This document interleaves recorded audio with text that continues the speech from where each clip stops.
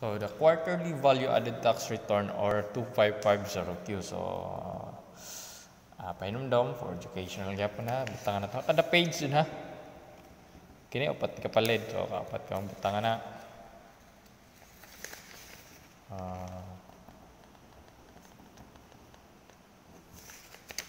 And last. Okay.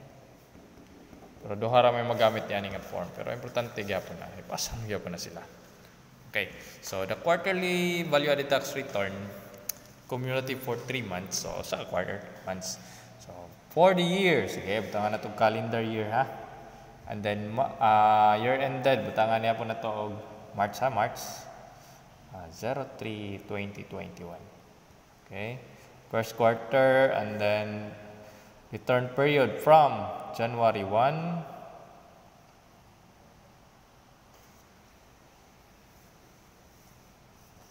01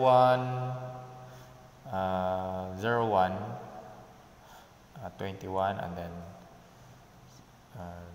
03 30 31 21.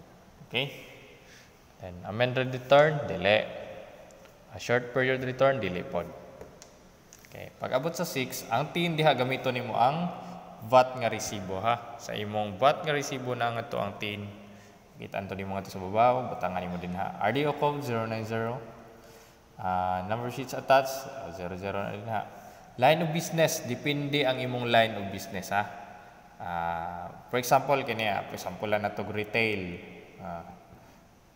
Retail and wholesale, kana tayo kasagaran. Kana retail, more na yung patay. So, saan yung pagkaiba kung saan yung line of business, tanawa sa ilang resibo. Or, makita mo na sila na-up dire sa page number 3. Okay? Kaya mahibawan mo kung dire ko kuha industries covered by VAT. Dire ko kuha sa number 6, wholesale and retail. Okay? Apayuban, hotel and restaurants, hotels, restaurants, caterers, kana transport, storage, communications, kana sila depende ha kung sa imong line of business. Okay, so proceed ta. Number 10, taxpayer's name. Ibutanin mo diha ang sa business nimo. Okay? And then pag abot nimo sa registered address mo yapon and then unsay code niya na butanin mo din na. Okay, so number 14 dili na ibutan niya.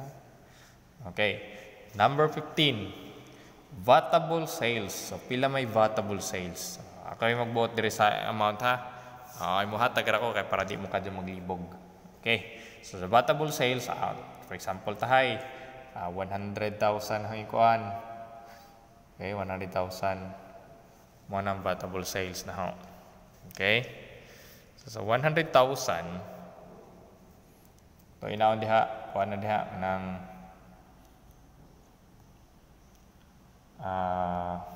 kana sa tanan maor na imong sales. Wala na kay sales to government, zero rated, wala na exempt sales, wala na po na total sales or receipts and output tax due. Okay, so mo na imong ibutan dire. So 100,000. Okay, so ang pangutan na diha, pila may imong output tax due for the quarter. Okay. So, imo nang tan-awon diri ha. Kung sa gingon, schedule 1. So, schedule 1 diri ka sa likod. Medyo kuan-kuan gamay pero di laman. Ang schedule 1 na din ha ang schedule of sales and receipts and output tax attached so, industries covered by VAT. So, mo to, itong ingon ha, retail na ako dire. Retail. Wholesale and retail. Retail butang kay para mas dali. ATC. May bawaan mong ATC. Sa retail ang ATC ni dya, VT010. Okay? VT010. Saan naman? Hindi na kadyong klaro. Paklaro ha? Okay. Amount of sales or receipts for the quarter, so 100,000. Output tax for the quarter. Okay, na importante ni. Ano importante? Sa kanang presyo nga naa sa mga VAT, sa mga tindahan, ang pangutana din ha, inclusive na ba na sa VAT or exclusive pa? Meaning sa inclusive, sa kanang presyo naa na diha ang naa na din na ang VAT. Kung kag exclusive, wa pay labot ang VAT. So usually ang mga prices nato dinhi inclusive sa VAT. Kaya syempre kita kaog tag 100, palito na nimo 100, mo ay naa pa na VAT nga 12 kay 12% pa na VAT. So bayaran nimo 112. Boy lami di ba? So usually ipatong na daan nila ang VAT sa presyo kay para makita ka mo na to diretso nimo palit. Mao na to ang imong babayaran. Okay? So kanang 100,000, for example, kanang 100,000 ato i mean there is inclusive na siya kay syempre mao na presyo nimo. So 100,000. So kung saan mo pag-compute ang VAT nga naa na dapat ang VAT sa dihang 100,000. Take note nga kanang 100,000 112% na siya. Kay naa naman ka ang VAT. Okay? So saan yung pag-compute para makuha ang VAT times 0.12 divided by 1.12. Okay? Sabtan ba 100,000 times 0.12? Mao ni ang imong VAT 10,714. Okay? So mao ni imong bayronon nga output tax for the quarter 10,714. Okay? 10,714. Ang kanang giingon nga output tax, output pagawas, di ba?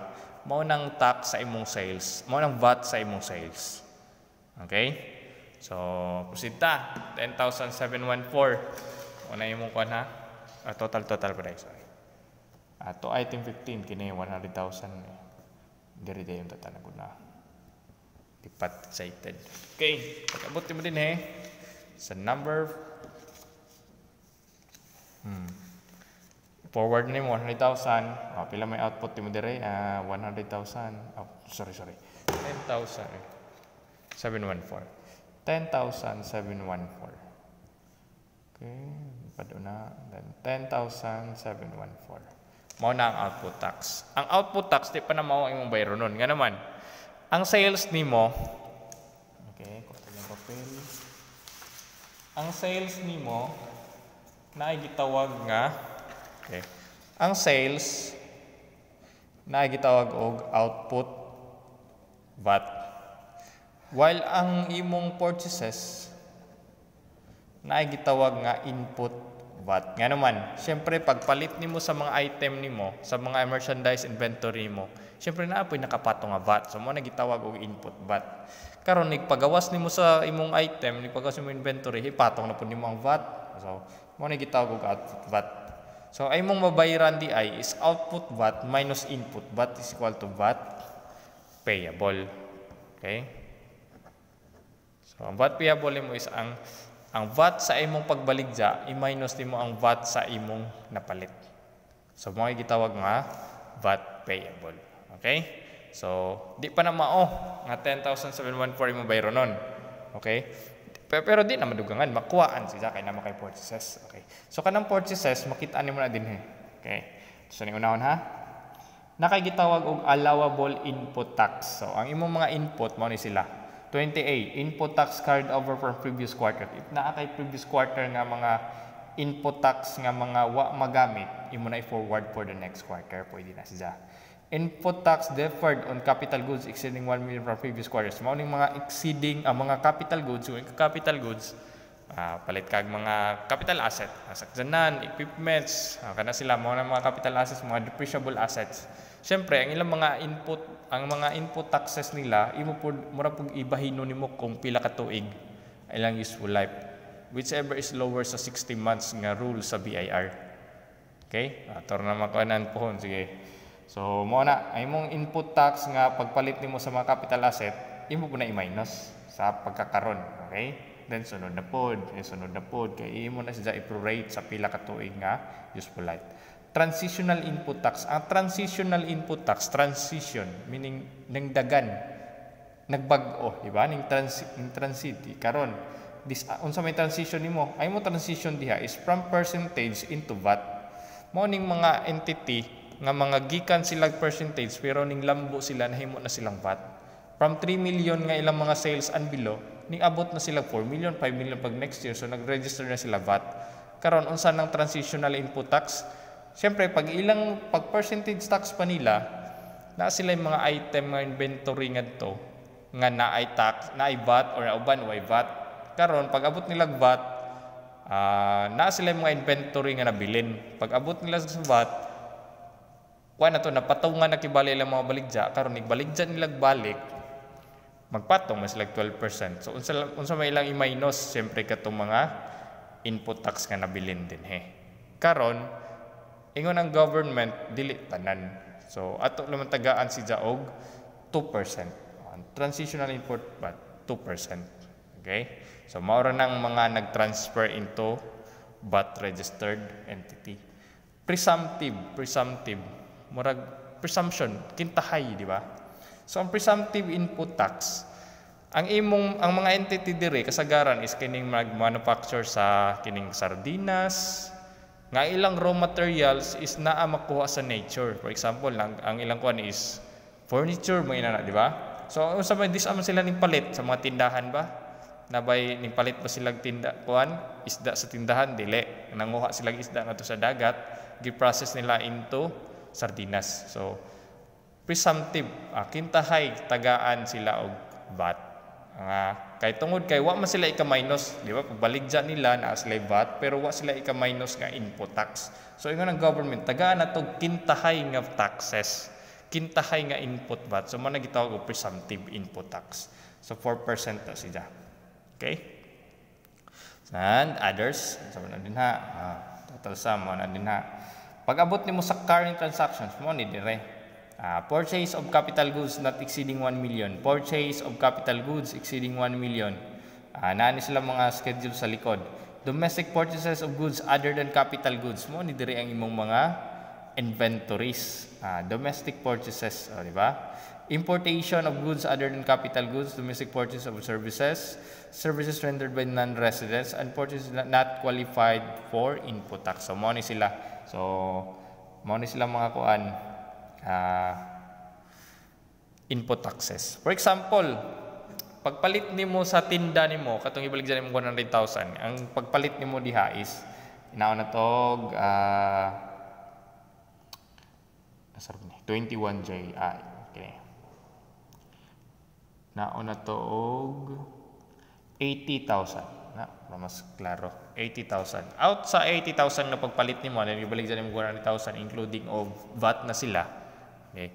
Out of 80,000 napanay VAT din Okay, so saan pa compute? Inclusive na 80,000 times 0.12 divided by 1.12 makuha nimo ang VAT nga 8571. Okay? 8571. Okay, so mo na imong output tax, mo ni ang imong input tax. Okay? So di ba output minus input is equal to mo na imong VAT payable. So pila may imong input tax sa pagkaron. So mo ni imong ibutan din 8571. Okay, so ano sila? Pag-abot nimo diri sa less deduction for input tax, magbutang din mo ni mga input tax on purchase of capital exceeding 1 million deferred for a succeeding period. Dapat tayo input tax on sale of government close expenses, schedule 4, di nato butang na. Input tax allocated to exempt sales, so ang exempt sales ang butang dire, na siya. VAT refund or TCC claim and others, and then total sum mo ni sila makabayno sa imong input tax. So pila may total allowable input tax nimo? 24. Pag-abot mo sa 24, bring down ra nimo 8571. Okay? So pag-abot na pud nimo diri sa PICAS, pila may net tax credits net VAT payable nimo? Ang VAT payable nimo ay minus ra nimo 10,000 pila to 714 minus 8571. Mo ni 2413. Okay? So imong VAT payable din there's 25 2143. Okay? Sige, 2143. Net VAT payable na 2143. Less credits or payments, monthly VAT payments daba, di na ta magbutang din Creditable VAT withheld, Schedule 6, di na po na. Okay? Advance payment, na ba kayo mga advance payment? Wapod. Okay? So, may mga withholding dire. So, mo na mga bayro nun mo. 2143. So, pila tax still payable? 2143. Okay? So interest surcharges and compromise itang butan dia, so total still payable 2143. Okay, so mao gyapon butang nimo din ang imong pangan sa imong entity, pirma. Okay, so importante din ang date, pila may date di ay ako kada sa ng date di ay. So ang date dire depende ni mga cash bank check o mas madyo kung check kay naay date ko no. Ang date din is kanu sa deadline.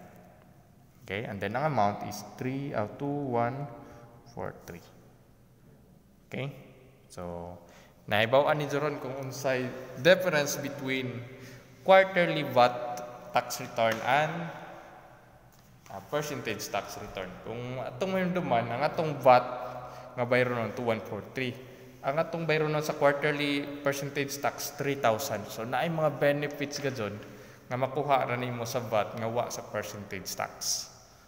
So, pero dili tanan nga makaparehistro og VAT. Okay? Tungod kay maglisod magpangita mga supplier nga VAT pod. So, mao na nga atong forms nga 2551 and 2550. So, VAT and percentage tax. Okay?